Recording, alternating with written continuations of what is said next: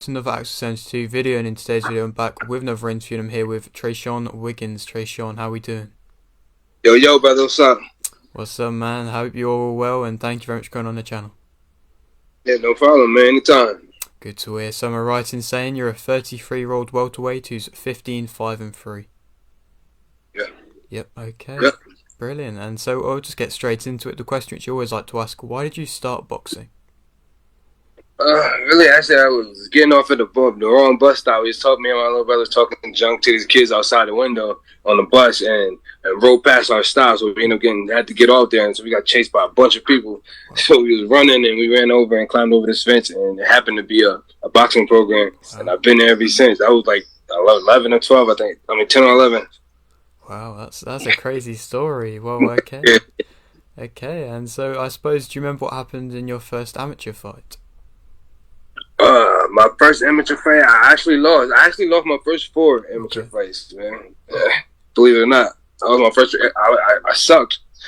Not too much to suck. I just didn't like to get hit, so I was just moving around, running around. You know what I'm saying? And I'm originally from New York, so that competition was stiff. Them kids was real good at that time, and you know what I'm saying. But I finished out my career at 79-10, so I started picking up, started getting better.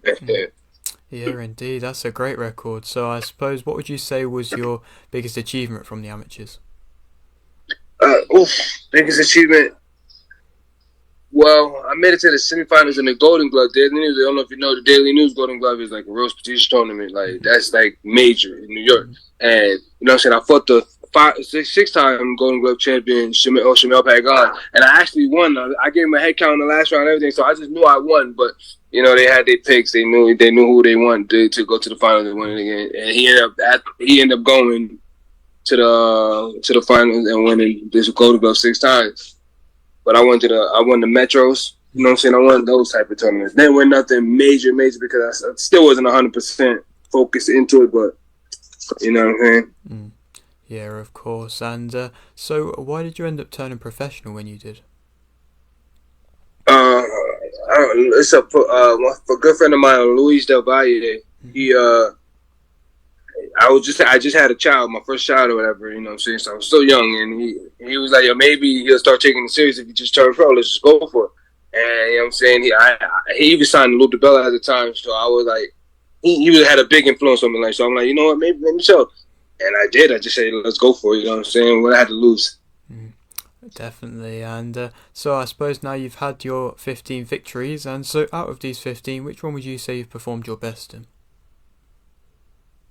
Oof. Honestly, I don't. I mean, I still got a lot of good shows in me left to show. You know what I'm saying? But I think I fought Naeem Nelson. He was like 13-2, I think, at the time, or 13-1 or like that. And they were thinking that he was gonna really like walk over me, and I took him to school, man. I stopped him in the 5th round. You know what I'm saying? I stopped him in the 5th round, but I outboxed him really, really bad. I think that was my best performance, I think. Definitely, of course. And I mean, you have suffered the 5 defeats, but you've always seemingly managed to kind of bounce back. And how difficult can it be to bounce back from a defeat?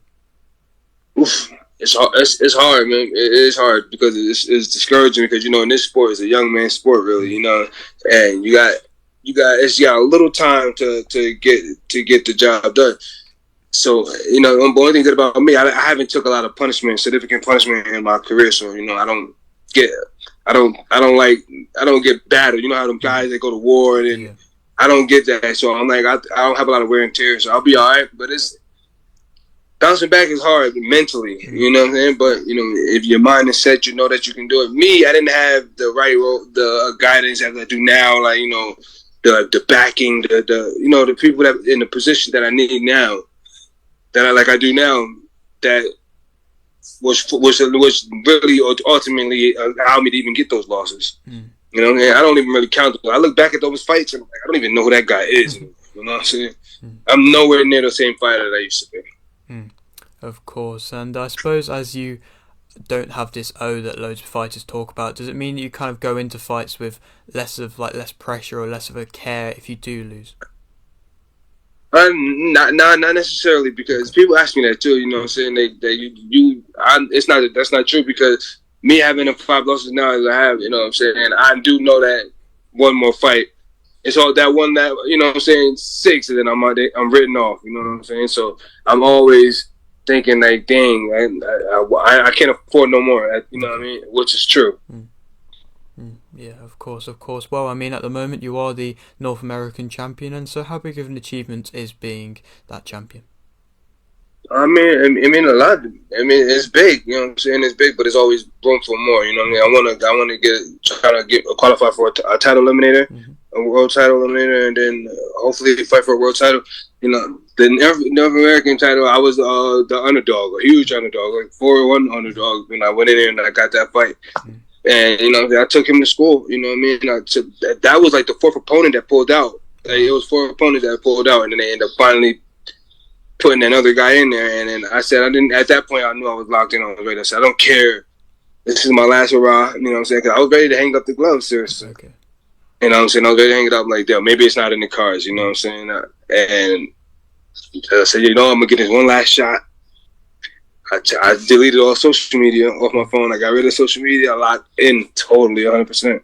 And then once I met up, you know what I'm saying, I got my team. We all locked in. And, oh, man, we put on a major performance, man. Yeah, indeed. And a couple of questions I got leading from that. One being, how much of a distraction can sometimes social media be to a fighter? Oh, so social media can be a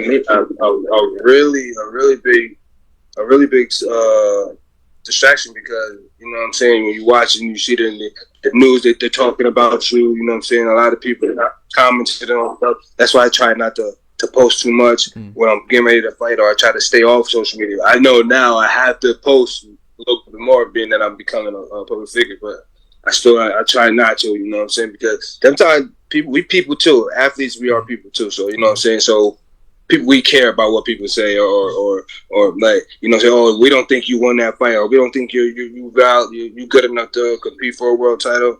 When they say stuff like that, you know what I'm saying, that it get under our skin too as fighters, you know what I'm saying. So social media, I would want to stay away from social media when it's out.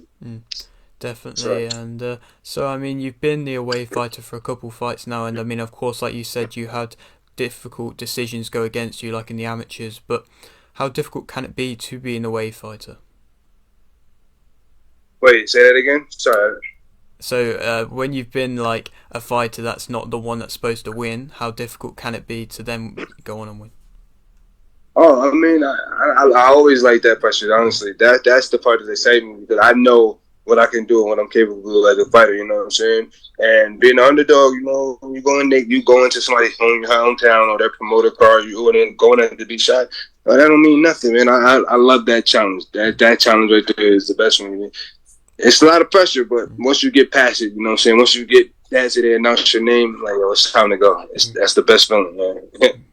Indeed. And so what would you say currently is your main motivation?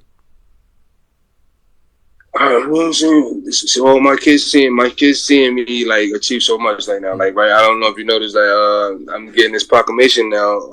They're declaring the day after me. You know what I'm saying? I got achievements and awards from the House of Senate, House of Representatives. You know what I'm saying? Like, when them seeing me win stuff like that, you know what I'm saying? And hopefully they see me win that to these title that I have now, and hopefully they see me win a world title, or at least get a shot at a world title, you know what I'm saying? Just them seeing me progress, you know what I'm saying? Seeing where I come from and what I had, you know what I'm saying? Coming from with all the odds stacked against me. And I'm achieving these little goals. I'm writing these little goals down, little step by step, and I'm achieving them. You know what I'm saying? That's my greatest achievement. Definitely, that's a huge achievement. And so do you have a possible date of when you might be back fighting again? July so far, you know what I'm saying? We were trying to fight that guy, Cardona, but I see they turned us down to fight for the WBA title eliminator against that Kazakhstan kid. Hopefully that fight falls through, so that I'll take that fight with the Kazakhstan Olympian. But right up now, July is what we're looking for. And I'm like that, and we're trying to set up a homecoming here in my hometown. So, but that won't be until September. But July is definitely the next time I should be in the ring. July, or no later than late August. Okay, and so for anybody who's not watched you fight before, what would you say makes yourself interesting as a fighter? So interesting as a fighter. My boxing ability, man, alone. You know what I'm saying? My IQ is real high, and it's higher than what my record perceives. So when they see my record, on paper, they like, oh yeah, this kid is just, he might be mediocre or average. No, man, I'm way farther than average, man. I'm way farther than average. My IQ is very, very high for boxing, man. I just didn't have the stuff like that. Boxing, you need this stuff, like as far as like the financial backing, nutritionists, all that stuff is real. And I didn't know this until later on in my career. But now that I have all this and all these people in these places, it's allowing me to pull out some of my best performances, and I still haven't seen it yet. Wow. Okay, and I know how you touched upon how you were possibly thinking about retiring before you got your last victory, but when you do eventually retire, how would you like to be remembered in boxing? That underdog, the one that come from behind, man. I want to do it for the guys that's on the B side who feel like, dang, I'm only here to fight for a paycheck because we're not good enough to fight on that level. I'm gonna show them, yeah, you can, man. Yeah, you can, you definitely can. So I want everybody to know that I'm the one that set that tone, man, and to show them that everything's possible, man. Brilliant. Okay, well, I'll leave with this final question, which you always like to ask. You've got a little bit of a platform here. Would you like to shout anything out? Oh yeah, man. I want everybody, man. Thanks for listening, man. For tuning in. I want to thank y'all for having me on the interview, man. You know what I'm saying? Check out my IG at The Real Trigger. You know what I'm saying? The Twitter, only one Trigger Trey. And thanks, man.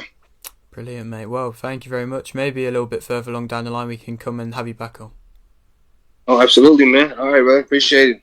Brilliant. Okay, and so if you're new around here and you haven't subscribed, please do so. Like the video if you need like the video, and thanks for watching.